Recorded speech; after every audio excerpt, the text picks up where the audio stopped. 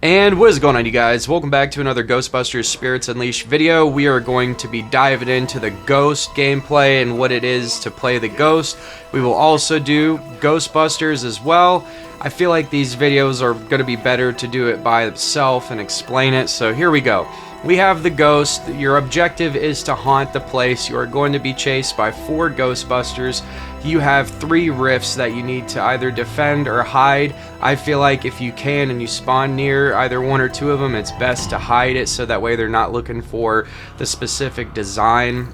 A lot of players will look for for it to look like a statue or a book rather than to have their PKE. I mean, they will find it eventually, but I feel like if you can, it'd be better to just hide them in random objects since they're not really looking for them unless if they're being, haunted by you or, possessed and moving. The best way to restore energy is to you definitely want to play, aggressive but kind of defensive, and the best way to save up energy is to go ahead and hide into objects, possess them, and set them up. Like, see how this hallway is? I'm gonna put this object here and maybe another one and block some of the pathways so that way this ghost is really fast, so if I being chased, that's one obstacle that the Ghostbusters are gonna have to get over, and I'll slowly do that while haunting the place. I feel like this is a very effective and safer way to play the Ghost. You definitely want to defend your rifts as much as possible, but you don't want to be busted in the middle of it, because I mean, if you get busted and then they destroy the rift, then you only have 1 more left, and then that's kind of not good. You definitely want to just try to stop them as much as possible, but when there's 4 of them directly on it, there's only very limited that you could do. You can sabotage their proton packs, but again, I find that to be kind of difficult because it takes some energy to do that, and also it doesn't, you could take a sabotage 1 or 2 of them, but the other 2 are going to pull out their PKE meters and stun you and try to tether you, and by the time you break out of it, the other guys that you just sabotaged are about ready to start tethering you and pulling out their PKE meters. So I would only sabotage someone's pack if they're by themselves or with 1 other person, and you can sabotage both their packs and then maybe lay on an attack so that way you can slime them. That's definitely the better way to go. I feel like right now for the Ghosts, the best Ghosts are this one. I forget what I think he's called the Brawler. I'm not exactly sure. He's like a berserker melee with chains. He's kind of dumb looking, but I've seen a lot of people definitely do a lot of sliming and damage with that. He's more of an aggressor, definitely slower, but he does pretty well. And then of course you got your Slimer build, and those ghosts, they're pretty quick, and a lot of people like to play those. There's not too many people playing the Poltergeist or I think it's called the Howler. I've only played this game for about 2.5-3 weeks, and I haven't had a whole lot of time to dive into it, so I do really like this game. I understand the premise, very clear. It is pretty much like a hardcore prop hunt. You definitely, as the Ghosts, are trying to haunt the area, hide, run around as like say this box, for example, or something small so where you can hide in crevices. They will find you most of the time since they can spot you, and they have their PKE meters and they'll stun you. But again, this Ghost is pretty fast. He can go through walls. He can, that thing right there where I set up an orb or that explodes. If you get close enough to it, it'll explode, it'll down them, and it pretty much sucks them in. It's a good way to, if there's Ghostbusters chasing you, you can use that to buy you some time, so that's what I do. And as you can see here, I'm hiding into objects, going through walls, hiding in more objects, running away. This is the best offensive, defensive position that you can do. And then when you get tired and you see about 1 Ghostbuster chasing you, you can lay on some attacks and slime him, and then go and repeat the process. After a while, it does get to be very tedious, so sometimes they can still, get the upper advantage on you, but with this Ghost, I find it the best to always remain moving, throwing down and utilizing your abilities, and running up and down and through walls. Again, looping is the best strategy, getting to know your maps in this game. is very important, and again, sometimes remaining still and just hiding while the Ghostbusters are seeking to track you in another way, and then once they're gone, you can go and, you know, start haunting the room. Again, if you start haunting the same room and possess all the items within it, you'll start to see that you will get a, like, you know, like up there in the left corner, it starts 35, 36%, like it's going up, and that increases your chances to haunt the building. Scaring the civilians is also a good thing and very good to do. You can drop your minions around a bunch of them, that definitely helps, or you can just melee them, and that definitely sends them off running. It's definitely good to do that, but also your presence, even hiding in objects around them, will increase their fear as well. So almost anything that you do as a ghost will increase, you know, the haunting and the fear. It just has, you know, it does more. Like obviously using your abilities will do more, and again, like, this ability is pretty good. There's only 2 of them, and I'm still kind of having trouble getting caught up, and you see then they get back up. I'm trying to get the rift. It can get kind of, you know, dicey. So again, definitely watch how you know, use your encounters. After that, I got out of there and just kind of gave up on the rift because they're all over there. And if you have 4 good Ghostbusters and you're not as experienced as the Ghost, like, I really don't main Ghost. I preferably like to play Ghostbuster. I think it's funner, I do better, and, you know, the Ghost, it feels like it's a little bit more of a challenge.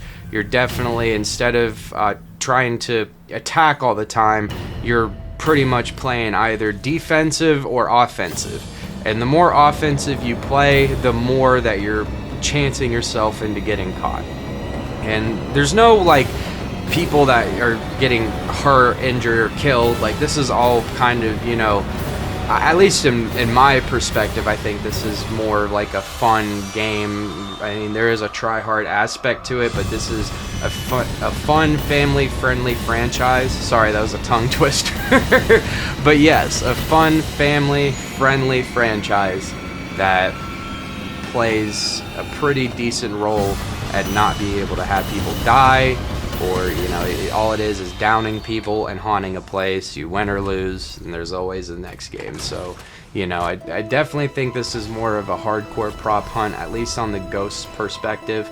Now, on the Ghostbusters perspective, and I'll make a separate video talking about that, but I will go ahead and, you know, throw it in right now. It's more comparable to, I feel like as a Ghost, you're hunting more.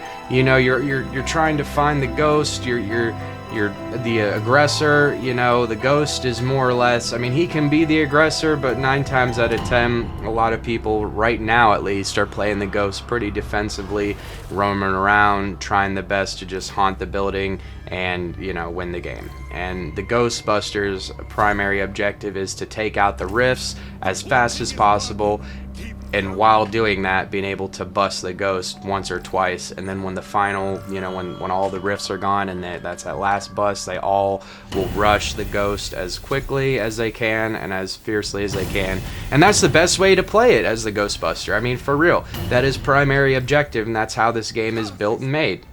And these matches also run really quick. I mean, I think they're timed for about 15 minutes, but I mean, I've played matches that are 5 minutes, 10 minutes, 2 minutes, you know, it doesn't matter. They run pretty quickly. The way that this game does put you in matches is pretty, at least I find it to be pretty interesting. At any moment, if there's a bot, your friends can join. You know, they could be the Ghost, or, you know, they could be, you know, Ghostbuster, depending on their preference. In the main menu loading screen, you can set your preferences, preferably to Ghostbuster or to Ghost, and they actually work pretty accordingly. Compared to Friday the 13th and Predator Hunting Grounds, when, you know, Predator wait times are extremely high, and, you know, if you wanted to play Jason, it was like, you know, even if you had your preference as Jason, you know, you wouldn't get Jason as much, you know. Some would get Jason more than others, but I feel like this game does a very equal amount of being able to, if you want to play the Ghost, you might have to wait a match or two, but you'll get the Ghost every time if you're, you know, and that's cool. Or if you're the Ghostbuster, it'll put you in. Now, eventually, with the preference, it can be random. I've had it to where I was the Ghostbuster preference, and it had me play the Ghost for one match. But I believe that's because everyone else had their preference as Ghostbuster, and I didn't have a Ghost match. So I can see where the game would want to even it out. And I think it plays really well too. It's pretty smooth. It does have some bugs and glitches. It does have the blue screen issue on the PlayStation 4, just like Predator Hunting Grounds. So we definitely know that's Ilphonic's, you know, little bug that they need to work out and fix. So, you know, that's, you know, to be expected. But yeah, I mean, other than that, this game is really well done. It plays really smooth compared to a lot of the other games that we may have experienced with Ilphonic, such as Friday the 13th and Predator Hunting Grounds. But I've always loved Ilphonic games. I've always liked their style and how they address the community and what they're all about. So I can take some of these simple mistakes, and of course, you know, they will be fixed. There was a lot of beginning problems with Predator Hunting Grounds, but a lot of things got fixed. A lot of things still need to be fixed, but that's a whole other video and a whole other discussion. I just like to, you know, compare it so that way, I mean, if you look at the history and what's currently going on right now with Ilphonic, they're progressing significantly, and this is a major step up compared to some of the other things that we've seen. And I think the replayability on this game is pretty fair and pretty good, but you have to have friends. If you don't have friends and you're soloing playing this game, after a while it can appear pretty boring and it can get pretty repetitive. I can't play this game by myself for hours on end, I right now at least, because there's not a lot of DLC.